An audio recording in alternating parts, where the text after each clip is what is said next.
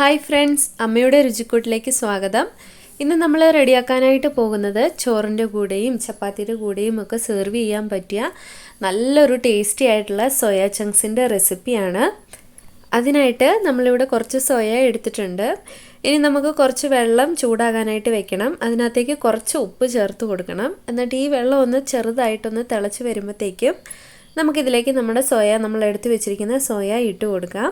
എന്നിട്ടൊന്ന് ഇളക്കി കൊടുക്കാം. എന്നിട്ട് ഇതൊരു 4 മിനിറ്റ് അല്ലെങ്കിൽ ഒരു 5 മിനിറ്റ് നമുക്കിതൊന്ന് തിളയ്ക്കാനായിട്ട് വെക്കാം. അപ്പോൾ ഇതാ ഇങ്ങനെ തിളച്ച് വന്നിട്ടുണ്ട്. നമ്മുടെ ഈ സോയയൊക്കെ ഇച്ചിരി വലുതായിട്ട് വന്നിട്ടുണ്ട്. ഇനി നമുക്കിത് നല്ല പോലെ ഒരു 3-4 തവണ കഴുകി നല്ല വൃത്തിയായിട്ട് വെള്ളം പിഴിഞ്ഞെടുക്കണം. ഈ ഒരു പരുവമായിട്ട് നമ്മൾ പിഴിഞ്ഞ് വെള്ളമൊന്നും ഇല്ലാതെ എടുത്തിട്ടുണ്ട്.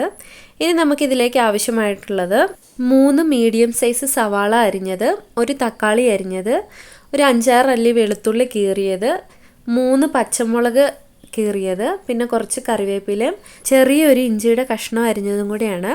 ഇനി നമുക്കൊരു പാൻ അടുപ്പത്ത് വെച്ച് ചൂടാക്കി അതിലേക്ക് ഒരു 2 ടേബിൾ സ്പൂൺ വെളിച്ചെണ്ണ ഒഴിച്ചു കൊടുക്കാം. വെളിച്ചെണ്ണയൊക്കെ ഒന്ന് ചൂടായി വരുമ്പോഴത്തേക്കും നമുക്കതിനകത്തേക്ക് കുറച്ച് കടുകൊക്കെ ഇട്ട് കൊടുക്കാം. കടുകൊക്കെ ഒന്ന് പൊട്ടി വന്നു കഴിയുമ്പോഴത്തേക്കും നമ്മളിവിടെ നേരത്തെ എടുത്ത് വെച്ചിരിക്കുന്ന നമ്മുടെ സവാളയും ഇഞ്ചിയും പച്ചമുളകും തക്കാളിയും വെളുത്തുള്ളിയും എല്ലാം കൂടെ ഒന്ന് ഇട്ട് കൊടുത്തിട്ട് ഇത് നല്ല പോലെ ഒന്ന് നമുക്ക് വഴറ്റിയെടുക്കണം.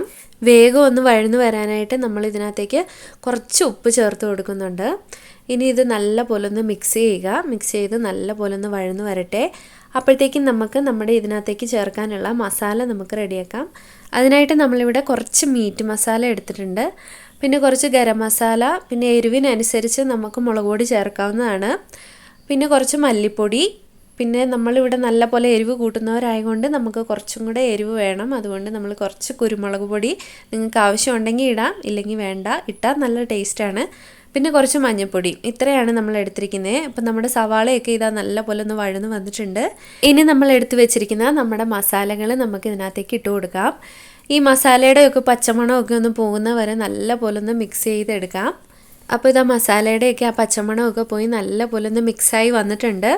ഇനി നമുക്കിതിലേക്ക് കുറച്ച് തിളച്ച വെള്ളം ഒഴിച്ചു കൊടുക്കാം. ഒരുപാട് ഒഴിക്കരുത്. നമ്മുടെ ആ ഒരു സോയയിൽ മസാലയൊക്കെ പിടിക്കാൻ പാകത്തിനുള്ള വെള്ളം മാത്രമേ ഒഴിക്കാവുള്ളൂ. അപ്പോൾ ഇതാ ഇനി നമുക്കിതിനകത്തേക്ക് നമ്മുടെ കറിക്ക് ആവശ്യമായിട്ടുള്ള ഉപ്പും കൂടെ ചേർത്ത് കൊടുത്തിട്ടൊന്ന് മിക്സ് ചെയ്യാം. ഇനി നമ്മളിവിടെ കഴുകി വൃത്തിയാക്കി എടുത്ത് വെച്ചിരിക്കുന്ന സോയ ചങ്ക്സ് നമുക്കിതിനകത്തേക്ക് ഇട്ട് കൊടുക്കാം. എന്നിട്ട് നല്ല പോലെ ഒന്ന് മിക്സ് ചെയ്തെടുക്കാം. ഇത് നമ്മൾ നല്ല പോലെ മിക്സ് ചെയ്തെടുത്തിട്ടുണ്ട്. ഇനി ഇത് നമുക്കൊരു 10 മിനിറ്റ് വേവാനായിട്ട് അടച്ചു വയ്ക്കാം. 10 മിനിറ്റ് ആയിട്ടുണ്ട്. ഇനി ഇതൊന്ന് നമുക്ക് തുറന്ന് നോക്കാം. നമ്മുടെ സോയ ചങ്ക്സ് ഒക്കെ നല്ല പോലെ വെന്ത് വന്നിട്ടുണ്ട്. നമ്മുടെ മസാലയൊക്കെ അതിൽ നല്ല പോലെ പിടിച്ചിട്ടുണ്ട്. അപ്പോൾ ഇത്രയേ ഉള്ളൂ നമ്മുടെ സോയ ചങ്ക്സിൻ്റെ റെസിപ്പി. എല്ലാവരും വീട്ടിലൊന്ന് ട്രൈ ചെയ്ത് നോക്കുക.